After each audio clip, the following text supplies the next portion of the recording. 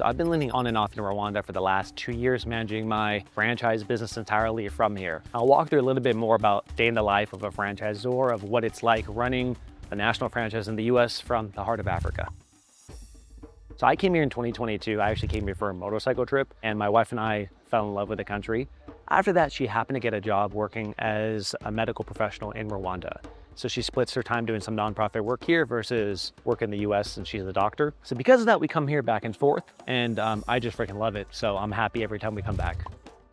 Yeah, the hard part of living here a little bit is the time difference. From Pacific Standard Time, it's about a 10-hour difference. From East Coast time, 7-hour difference. So most of my team in the US for the franchise system are East Coast based, and our franchisees are all East Coast based too. Sometimes it makes it difficult. So I start my work around like 4 or 5 p.m. and try to probably end at around 11 p.m. That part kind of sucks, but it is what it is. The hardest part about working remotely from Rwanda for a US-based business, honestly, I think it's just the time zone. I probably would say I'm even more productive here because I can work during the day when no one's really bugging me, but it kind of sucks that I have to do all my calls at nighttime. But it is what it is. That's a trade-off when you're working remotely. So I'd say the hardest part is probably that. Probably also the fact that like I'm missing a lot of franchise conferences and stuff because I'm not going to fly from Africa to Philadelphia or whatever for a conference. So small meetings like that, you miss.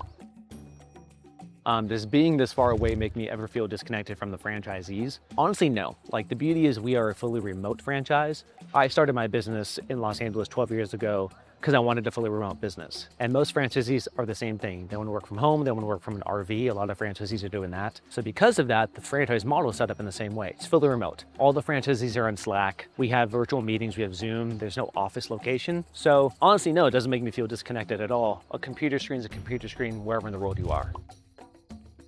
Do I feel more or less productive when I'm traveling here? Honestly, for me, the time zones are extremely helpful. Like, I'm not a morning person at all. So the fact that I have the mornings to kind of do whatever I want is awesome. So typically my day-to-day looks like I probably wake up 8 or 9 o'clock, would go to the gym, swing by a coffee shop. Now, Rwanda has amazing coffee shop culture, which just started a few years ago from my understanding. So I literally go to a different coffee shop every day and work during the day. Probably take a break around 3 and then go straight to my calls afterwards. So honestly, I feel like I'm more productive because I feel like I have more hours in the day to do the kind of stuff I want to for work and then get into work calls. The truth is, like, right now, I don't have kids. I don't have other family obligations, so it makes it a lot easier too. So honestly, I think I double my workload just by being here. All right, things I kind of miss out by being in Africa and traveling as opposed to being in the US. I know there's other franchisors who go to a lot of conferences, who kind of network with people, who swing by different locations to meet their franchisees. We don't really have that because it's fully remote and I'm here. Like, I'm going to probably less franchise conferences, right? Maybe there's missing out on networking. When I was in the US, and I usually split my time half and half, it'd be cool to come and jump to different locations if I happen to be traveling and hit up a franchisee and say, hey, I'm in town, let's meet up for lunch. I miss out on that kind of stuff. So that's probably the biggest thing I miss out on. I think it goes back to how you set up the business in any business. Like, I do think you should start businesses to help support the type of lifestyle you want to live. Now, a lot of people think you got to buckle down and stay in one place all the time to have the most productive time. Sometimes it might be true. Like, at the beginning of starting the franchise, I was in the US a lot more, and now I'm not, right? Because the business is set up in a way where it is remote. I don't want an office space.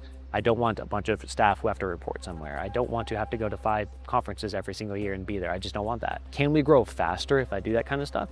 Maybe, but like, is that really the point of what we're doing over here? Probably not, right? I think a big ethos of what we're teaching franchisees is build a lifestyle business. Now, many times building a lifestyle business means you grow really fast at beginning so you can have the type of lifestyle you want, but that does not mean you sacrifice everything.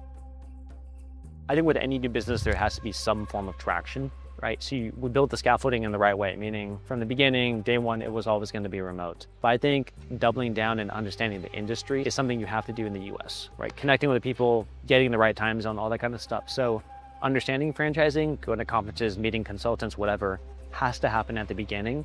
Even the first few franchisees, I met them in person, so I'd fly back and meet them. Over time, it becomes less relevant as the system takes over and it's not just dependent on me. It's the same thing in like a normal business. You start your own cleaning business, at the beginning, all the relationships are yours with the customer. Over time, the customer's not buying because of you anymore, they're buying because you built an actual asset in a business. So I think you have to start to see that transition start to happen before you could take off. And by the way, it's not like I'm not working at all here at all. I'm working way more than I ever did. It's just I don't have to be remote, or I don't have to be local and talk to people in person.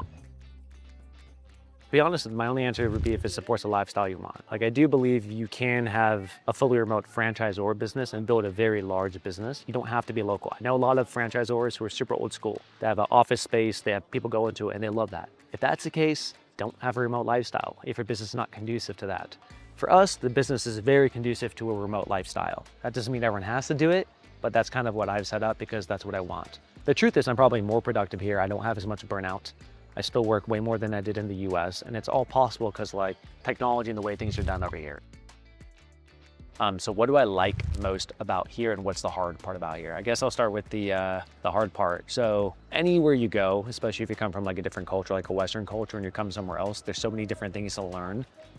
Over here, I think compared to the US, everything is like efficient and fast paced, and some of that's really bad, some of it's good. I'd say the tough part to adjust to for me here would be like the pace of, let's say, service or the pace of things. Like things just take longer is the truth. It's taught me patience, which I think is fantastic. But examples would be like, you know, if I go to a restaurant, there's a couple times I'm the only one in the restaurant and they just forgot my order.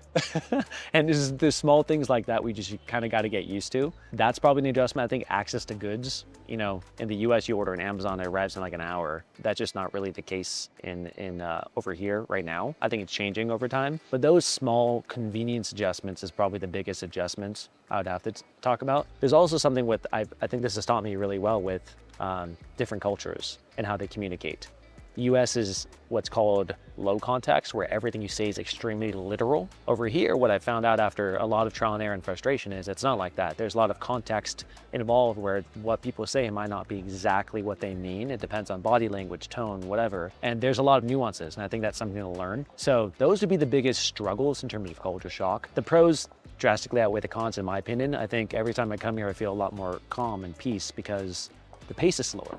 I feel like in the US, you're hyper focused on productivity and efficiency, and it can lead to burnout. Over here, like I could probably do the same work every single day of the year and I wouldn't get burnt out because there's a lot of places to rejuvenate. There's a lot more calm here, and that's by far the biggest pro. And the people, like the people are fantastic. People are welcoming, accepting, it's safe, it's clean, it's easy. I love it here. Can I order here? Yes, yes. I'll just have a hot americano. Hot americano with a little bit of milk. Yeah, you're making video for us? Of me, but you're in it now. Now me. Yeah. What's your name? My name is Zidane Obosco. Bosco. Yes. What's your name? Neil. Neil. Yeah. Neil, are you videographer or YouTuber or what? Kinda, yeah. I have a business in the US, so we're making some content for my business, walking around teaching about business and stuff like that. Which But kind also, of business do you do? I have a cleaning company. Clean. And the US. US, yeah, cleaning. Yeah. So let me ask you, so you grew up here. I'm curious how you've seen Rwanda change in the last, 15 years since you've been Probably Rwanda changed too much. Probably Rwanda changed because every day change. We have a good president, yeah? Yeah. President Paul Kagame is excellent. PK is good one. Like he changed like everything here in Rwanda. Security, work. Yeah, everyone have something Positive to work. Change. You see people are moving. Our country is different. It's landlocked. Like every people comes in different countries, come to visit Rwanda. Let me see Rwanda. After what do you think about that? Do you like it that foreigners are coming here to live, or do you think it's not good for the country? We like it because when they come, Yeah. they change something. They show us their culture. Yeah. Sometimes we learn that culture. So Yeah. this culture is good. How we can do it? Yeah. We choose that way. If you see this good, we choose it. Yeah. And we use it. Because they have their things. When you see it's good, why can't do that? That's So why. you adopt the ideas. We like the visitors because when the visitors come in your country, that means your country is good. Yeah. There's too much security or what? There are some countries, people can't go there because of, when I go there, the people don't friendly here, That's why. But Rwanda is a good country also. I think I like I've been here 2 years now. Yeah, 2 years. My favorite part of Rwanda is you can walk on the street and as a foreigner, even though you look different, no one's gonna hassle you. Everyone's polite. It's extremely safe. Which, by the way, is very different. You know, if you travel around, sometimes places get you like, I went to Morocco. Yes. If you walk there as a foreigner, Yeah, they drop it. well, the vendors will follow you the whole day, Yeah. So I think the calm part makes it easy for people to live here. Yeah, sure. Like you see when you sit here in Rwanda, nobody can come and tell you something, Yeah. You are free anytime. You're free anywhere. You're free anywhere you can do it. Yeah. Nobody's there, but the people are the humble man. Yeah. Or humble means like, you see, you can talk with someone, you can talk with someone everywhere. And It's say, easy. hey, hi, can I speak? No problem. Yeah. Tell me, okay. Then I'll tell you how to go. Yeah. But there are countries when you try to move like, there'll be trouble for you. Yeah.